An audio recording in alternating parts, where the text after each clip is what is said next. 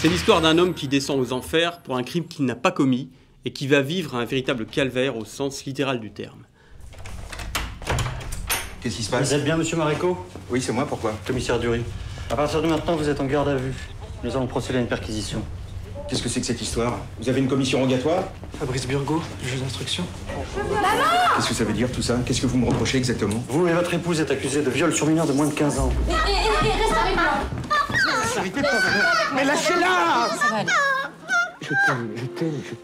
T'inquiète pas, ils sont trompés. Ils sont pas s'arranger. Viens, Mon amour, on y va. je t'aime, ma puce. Fidèlement adapté en fait du livre d'Alain Maréco, l'huissier de l'affaire Outreau, arrêté en 2001 et accusé d'horribles actes de pédophilie qu'il n'a jamais commis, présumé coupable, suit, caméra à l'épaule, le comédien Philippe Torreton, dont il s'agit là sans doute du meilleur rôle depuis longtemps. Alors, on le sait, l'affaire dite d'Outreau est l'une des erreurs judiciaires les plus terribles de ces 10 dernières années. Et après Omar Mathieu de Rogizem avec Samy Bouajila, sorti en juin dernier, Vincent Garanc en fait, nous livre un thriller judiciaire à la française, plus fort, plus puissant, plus bouleversant, en un mot digne des meilleurs polars juridiques américains du style 12 hommes en colère de Sidney Lumet, The Wrong Man d'Alfred Hitchcock ou Le Verdict avec Paul Newman. Je comprends rien de ce qui m'arrive. J'ai l'impression de vivre un cauchemar. Vous êtes en train de commettre une énorme erreur judiciaire.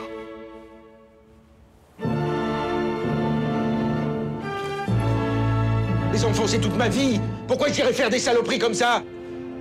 Il n'y a aucune preuve matérielle, seulement des allégations. Alors pour le rôle de Alain Maréco, Torreton a même perdu jusqu'à 25 kilos. La caméra de Garanc le suit pas à pas avec toute l'acuité d'un œil impartial.